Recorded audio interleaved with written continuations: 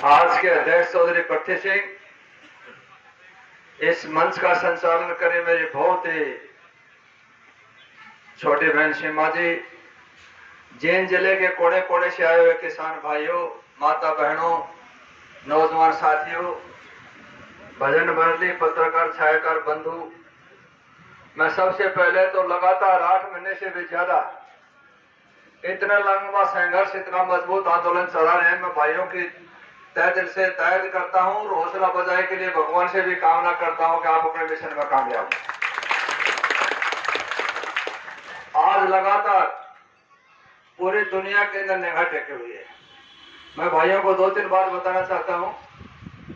इस मोदी जी की सरकार के अंदर जो एक अहंकार पैदा हो गया था, किसी को माना नहीं, और मैंने शुरू में ही सिंधु बॉर्डर पर भी कहा था, जब शुरुआत हुई थी आंदोलन की, ये किसान से जो पाड़ा पड़ गया मोदी जी, ये उल्टा सौदा पड़ गया। अभी भी टाइम है, अभी भी मौका है, क्योंकि किसान की कभी हार नहीं हुई। चाहे चौधरी अजीत सिंह जो शहीद भगत सिंह के चाचा जी थे, 1914 में जिन्हें आंदोलन किया, कामयाबी मिली। 1938 में चौधरी छोटू राम ने आंदोलन किया, कामयाबी मिली। 1988-89 में चौधरी महेंद्र सिंह टिकैत ने आंदोलन किया, कामयाबी मिली। और 2020 और 21 के इस आंदोलन ने दुनिया के पन्नों पर इतिहास लिख दिया। आने वाले समय, आने वाली कौम, आने वाली नस्ल पर किताबों में पढ़ेगी। मेरे किसान भाइयों, आप लोगों ने वो काम कर दिया जो किसी ने नहीं किया। इस तीनों कानून जो मोदी जी ने कोरोना काल के दौरान पिछले दरवाजे से लाया, उन तीनों कानूनों को रोकने का काम था विपक्ष का, लेकिन विपक्ष कमजोर होने का फायदा उठा के तीनों कानून वैसे ही पास कर दिए पिछले दरवाजे से। उन तीनों कानूनों को रोकने का काम आप लोगों ने किया। दूसरा काम एक और किया, सरदार पटेल के बाद आजाद देश होया, 555 रियासतों का सरदार पटेल जी ने तमाम रियासतें खत्म करके और एक हिंदुस्तान का पूरा बनाने का काम किया। लेकिन किसान भाइयों ने उससे भी बढ़ के एक और काम कर दिया। मैं Tikri border, Shambhu border, Shajapur border, Dhasa border, तमाम टोलों पर जाने का आप लोगों को आशीर्वाद से सौभाग्य प्राप्त होया। हर जगह अगर आप जाएंगे, शाजापुर बॉर्डर पर जाएंगे तो मुसलमान भाई भंडारा चला रहे, शंभू बॉर्डर पर जाएंगे सरदार भाई चला रहे, टिकरी बॉर्डर पर जाएंगे तो अपनी खापे चला रही है। पूरे समाज ने, इस किसान भाइयों ने जाति पाति मजहब धर्म सब के को खत्म करके पूरे हिंदुस्तान को जिस प्रकार सुई के अंदर धागा पोते हैं, इस प्रकार पूरे समाज को एक करने का काम भी आप लोगों ने किया। और मुझे ये भी कहने में कोई संकोच नहीं है कि आने वाले टाइम के अंदर हिंदुस्तान के अंदर राज कौन करेगा, उसका फैसला भी किसान भाई करने चाहिए। और जींद के भाइयों ने तो हर बार इतिहास लिखा है। आप लोगों ने जब जब भी इस समाज के ऊपर, देश के ऊपर, चाहे आजादी से लेके पहले भी जब भी जरूरत पड़ी तो सबसे ज्यादा कुर्बानी, सबसे ज्यादा त्याग और तपस्या का काम करा तो जींद के भाइयों ने किया। लेकिन हर बार आप लोगों से धोखा होया। जो हक मिलना चाहिए था वो मिला नहीं। मेरी एक जरूर भाइयों से प्रार्थना है, आपकी बात थोड़ा सा जरूर सोचना। एक ठग जो हमें दुकान के ऊपर बाजार के अंदर घूम रहा, तो एक भोली वाली हमारी माता बहने उस टाइम चांदी और सोने की टोम पहनती थी। उसकी निगाह पड़ी, बोला कोई टोम दूनी करवा लो, कोई दूनी करवा लो। उस बुढ़ी आगे ध्यान पड़े तो मौका नहीं पड़े। वो बेचारी ने सारी टोम चांदी की थी, सोने की सारी दे दी। बोले ताई तड़का 4 बजे उड़ा जाइए और दूनी टोम ले जाइए। वो दूसरे दिन बुढ़िया 4 बजे 2 बजे आली और दुकान का आगे बार चक्कर काटे। उस पंजाबी के निगाह पड़ी या बुढ़िया के में तड़के 2 घंटा ले चक्कर काटे। बात क्या बोला ताई रोड़ा के सही बता कई बार तो चक्कर काट रही है।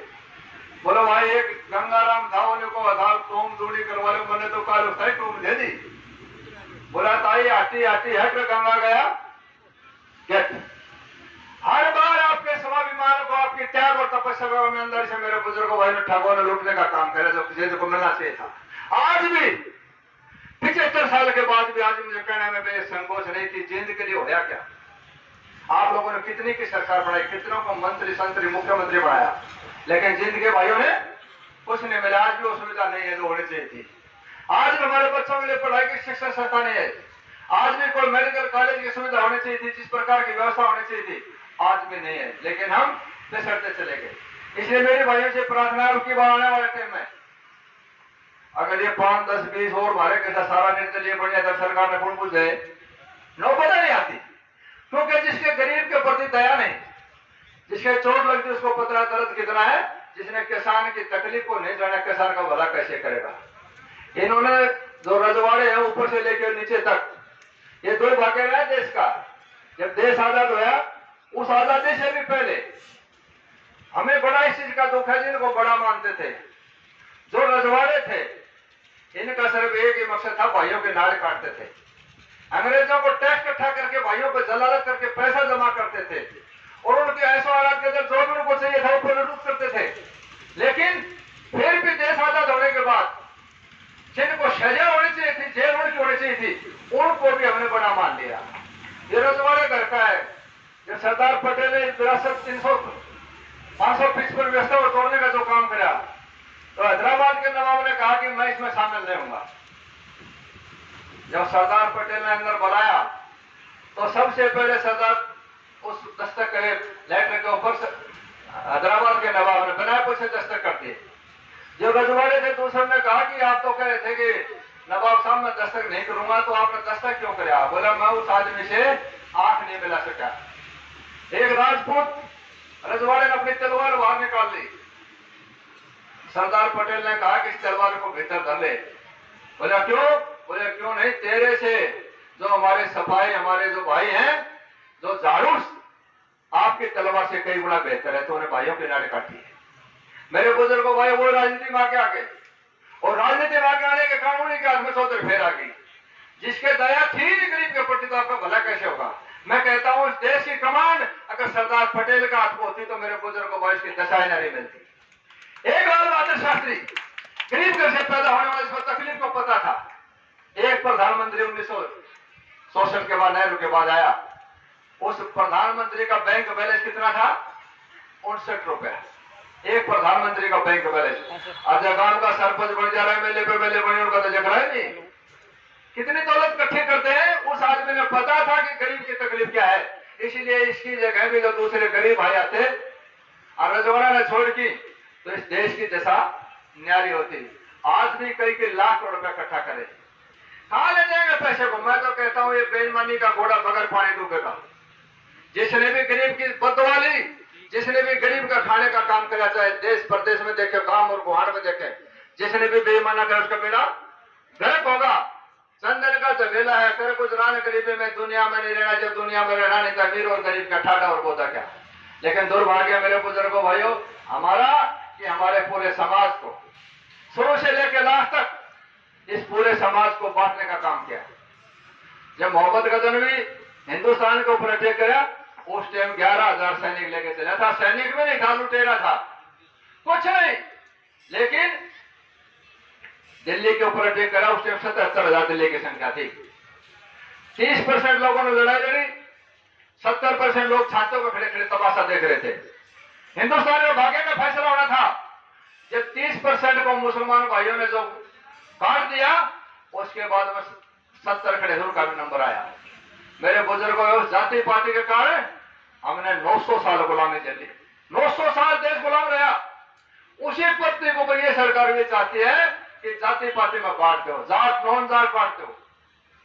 अगर आप गुजरात में जाएंगे तो पटेलों में बांट दो, महाराष्ट्र में जाएंगे तो मराठा में बांट दो।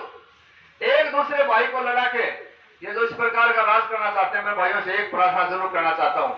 आज से कसम खा लो भाई, कोई जाति पाते नहीं, हम सच्चे बिरादरी के सब भाई हैं। इंसान सबको लेकर जीने का अधिकार है। सबने देश की आजादी में योगदान दिया था, लेकिन इनका मुसलमान जगह कामयाब होता है जब वोट डालते हैं तो जाति पाति डाल देते हैं। काबिल आदमी हो चाहे कोई हो, आपकी दुख और तकलीफ को, पीड़ा को जानने वाला हो, अपने बच्चों का भविष्य बनाने वाला हो, आप लोगों के सुख दुख के अंदर आपके साथ खड़े होने वाला हो। लेकिन दुर्भाग्य है वो आदमी आगे आए नहीं, वही आगे पैसे वाले। और समाज ने भी एक बहुत बड़ी गलती कर दी, पैसे वाले को बड़ा मान लिया। मैं अपनी लड़की के रिश्ते ले जाता हूं, 20 एकड़ वाले जमीन वाले बच्चे का रास्ता नहीं करता, चाहे पढ़ा लिखा भी हो। एक चपरासी की नौकरी करता है, उसका हम रास्ता कर देते हैं। लोग मेरे पूछेंगे, भाई सामान साहब आपने तो चपरासी के शादी कर दी, बोला पोस्ट चपरासी के ऊपर का बहुत बना ले। ये जो ऊपर का तो बेईमानने का सौदा है। मेरे बुजुर्गों भाइयों, बेड़ा करे होगा, अच्छे संस्कार अच्छे तालीम की जरूरत है। आज हर गांव के अंदर 500-400 नौजवान घूम रहे हैं, जिनकी कोई शादी करने वाला नहीं, कोई रोजगार नहीं। वो हिंदुस्तान का भविष्य, किसी सरकार किसी नेता की सोच नहीं। इस ताकत का क्या किया जाए। और ये तो और भी आपका जीत में मेरे ख्याल में ज्यादा वजन आ रहे थे, तो अब आसाम और बिहार की लिहाओ से क्या की पूरा ज्यादा है, तो थम छाना से भर फालतू तो वो रात में लाओ ब्याह करके तरके गया गाड़ी में काकर काट दे। और उनके हरियाणा और सरदार पंजाब के जो भाइयों की, अगर बस में ट्रेन में हवाई जहाज में जाते थे तो उसकी एक पहचान थी कि हरियाणा का जवान है। हमारे बुजुर्ग भाई फौज में नौकरी करके आते थे, और जिस बस के अंदर बैठ जाते थे तो हमारी कोई बहन बेटी रात के 12 बजे भी बस में बैठी होती थी, तो पुलिस से भी ज्यादा सेफ्टी समझती थी कि इस जहाज के अंदर, इस बस के अंदर, इस ट्रेन के अंदर, ये चाहे सरदार है, चाहे हरियाणा का जाट, हरियाणा की नस्ल बैठी हुई है, अपने आप को सुरक्षित रखती थी। लेकिन इनका काला काला बालक हो, जैसे रेल का पूजा फाका नहीं चाटने का, नस्ल में बढ़ जाएगी, बेड़ा गर्क हो जाएगा। हाँ सोच रहे हैं, इसलिए अभी भी वक्त है। कबीर ने कहा है, यही वक्त है बेला साथ और यही समय जागने का। अभी भी समय है इस नस्ल को, इस कौम को बचाना। अपने बच्चों को अच्छी तालीम दो, झगड़े से, दंगा फसाद से बचाओ, एक दिन से भूखे रह जाओ, बच्चों को पढ़ाओ, आगे ले जाओ। आगे बढ़ने का तरीका सिर्फ एक है, ये सरकार बनाते है, झूठे वादे करती है नौकरी।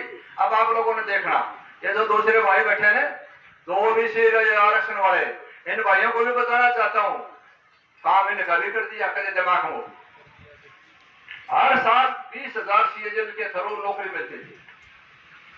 जो सेंट्रल गवर्नमेंट की नौकरी थी, इनकम टैक्स दाखिले में, मिलिट्री कला में जो नौकरी लगती थी, 20,000 वैकेंसी होती थी। इस सरकार ने 20,000 में से कर दी 6,000, और 6,000 में पिछले 3 साल से कोई पेपर नहीं हो रहा। सारे बच्चे बेरोजगार, किसी बच्चे को रोजगार नहीं। और ये जो सिस्टम से न्यू कानून जो बना रखे हैं, इनका भी एक मकसद है, पंजाब, हरियाणा, पश्चिमी उत्तर प्रदेश, हिमाचल और राजस्थान का यही इलाका है जहां किसान मजबूत है। ये मजबूत क्यों है कि हिंदुस्तान के बाकी नीचे आप जाएंगे, ईस्ट इंडिया में जाएंगे, उड़ीसा बिहार में जाएंगे, वहां पर 2 कैटेगरी है। एक कैटेगरी है बहुत निम्न वर्ग, जो शाम तक मजदूरी करता अपना पेट पालता है। एक वो है जिसको ये नहीं पता तेरी दौलत कितनी है। ये जो नॉर्थ इंडिया है, इसके अंदर 3 कैटेगरी है। एक कैटेगरी है निम्न वर्ग, जो मजदूरी करता है, शाम तक मजदूरी से पेट भरता है। दूसरा वो है जो खेती करता है, जिसका बच्चा एक आधा पुलिस में, फौज में नौकरी करता है, पटवारी लगा हुआ है, और 5-10 किलो की जमींदार भी है, वो उसके बच्चे अपने बच्चों को देशी की तरह पालता है।